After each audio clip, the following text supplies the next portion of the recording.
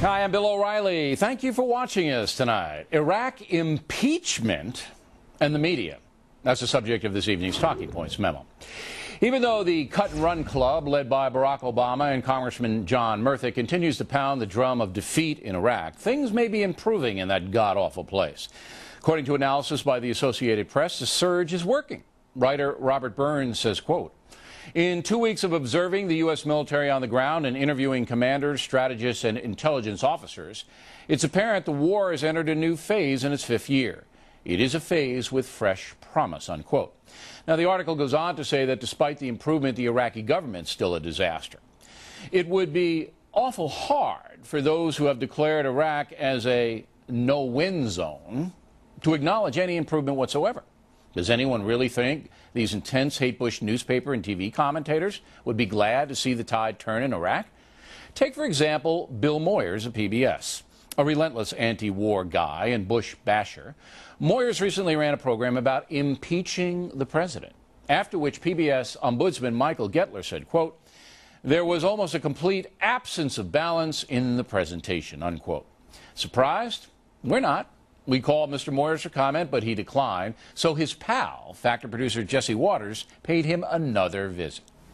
It's Jesse with O'Reilly. Long time no see. Yeah, I got a question for you. I have to ask you about your latest documentary about impeachment. The own ombudsman said there was a complete absence of balance. Well, you know, this is no place to do this. I expect you out here all the time now. Well, I know we're good friends. We go way back. Yeah. Well, what do you think? You had 2 guests. They both were in favor of impeachment, Mr. Moyers. You know, this is no place to do journalism, standing in the middle of the street. I think we're safe. I'm looking out for you. Mr. Moyers, what do you think about that? I mean, come on. Do you think this was come on my show? Do you think this was a partisan presentation? Come on. I asked you to come on my show. I've got to get a cab and go to work myself. I try to be a journalist too. Now, the reason we're bothering Moyers is that he symbolizes those Americans who want their country to lose in Iraq based upon a hatred of all things Bush. As mentioned, the situation is clouded by the failure of the Iraqi government. Those people are now on vacation, while there is no vacation for the brave American and British military people fighting for Iraqi freedom. That is unsettling, no question. But most Americans salute and admire our military people for making such a great sacrifice, for trying to bring freedom to a people who have been brutalized for decades. How on earth could you root against that? And that's the memo.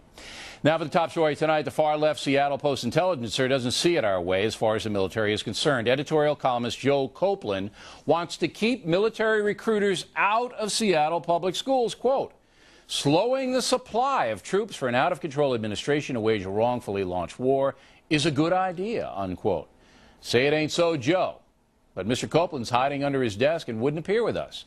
Instead, joining us now from Washington, Jeff Millard, chapter president of Iraq Veterans Against the War. You know, it seems to me, even if you're, against the Iraq War, which most Americans are at this point, because of, I believe, the failure of the Iraqis to stand up and fight their own battle, even if you're against the Iraq War, in a time of terror when the only thing standing between us and people who would slit our throats, yours and mine, Mr. Millard, are the military and our intelligence people, that you would want the military to be prosperous. Am I wrong? Well, I think you do want the military to be strong, and one of the best ways to make our military strong is to bring those brave servicemen and women home from Iraq so they can protect Americans here on American soil. But that's not the issue in Seattle. It's banning military recruiters from Bill, the public schools. That's the issue. Well, Bill, they didn't really ban military recruiters, actually. They want to. This guy Copeland wants to.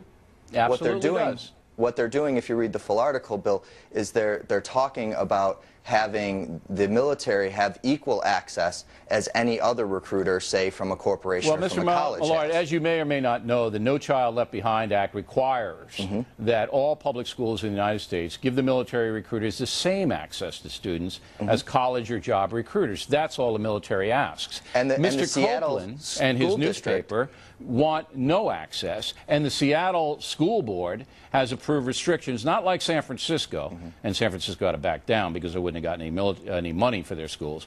But they want, and you know this, they want the military out. Now, I'm glad to see you don't support that, But again, I'll phrase my question. Even if you're against the Iraq War, as you are, you don't want to diminish the military in any way because of the overall war on terror.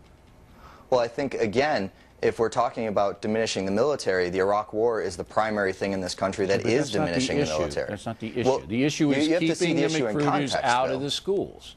Well, I think that you have to see the issue in context, and most of what the Truth in Recruitment movement right now is doing is trying to give potential recruits a full view of what military service is, whether it's exposure to depleted uranium or the fact that nearly a third of female veterans report some form of military sexual violence, or if it's the upwards of 80% of post-traumatic stress that is happening right now with returning veterans. And so to give potential recruits that full view of what the military life is like. I don't mind those things being, I don't think they're facts. I think they're propaganda by an anti-military crew, which you're sounding more and more like.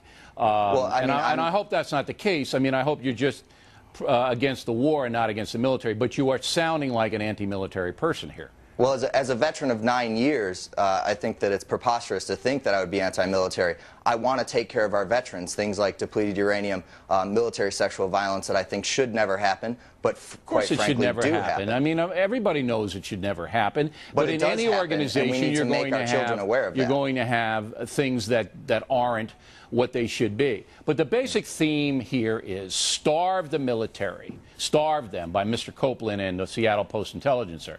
Don't give them any recruits. Force the military back from Iraq and other theaters, and that puts us all in danger, Mr. Millard, and you know it. Well, I think that the Iraq War puts us all in danger, and if we limit the amount of recruits, then yeah, it quite possibly does have a big potential in ending the Iraq War, because we do need to protect American soil. Okay, so you do want to limit the recruits. You do want to hurt the military. That's what you want to do, sir. Well, I don't want to hurt the military whatsoever. By limiting recruits, you would be hurting them, and you know it. As a 9-year veteran of the military, I'd like to see our veterans taken care of when they come home, which just doesn't happen. I think every happen. American wants to see them taken care of, and we on this program give hundreds of thousands of dollars so that may take place. But again, I think you're being a little sly here. Let me ask you one more question. If the thing turns around in Iraq, and it's a big if because of the Iraqi government's incompetence and corruption, but things are getting better by most viewpoints over there, would you be disappointed? I think that the disappointment doesn't come into it. I want to see That's an easy question. Would you be disappointed, sir? Well, sir, with all due respect, I want you to answer this question honestly, Mr. Millard. And if you give me would just you a second, be disappointed I will do that. if things in Iraq turn around and it turns into a country that is free? Would you be disappointed? Your question is extremely loaded. No, it's not. It's a simple, easy question. No, Bill, it's really a loaded question. Because right now, the troops in Iraq don't want to be there. They want to come home. The American people want to come home. I'm going to take that as you will not answer the question, a la David Letterman. I'm going to take it. Look, it's a simple question. It's not loaded. If it turns around and Iraq goes the way where those people have some freedom and they fight on the side of against the terrorism, is that good or what? No? I think that, again, it's a loaded question, and it's just an we appreciate you coming on our program, asking, especially of a 9-year veteran. All right, fine. We appreciate you coming on the program. Thank you very much. Next on the Rundown.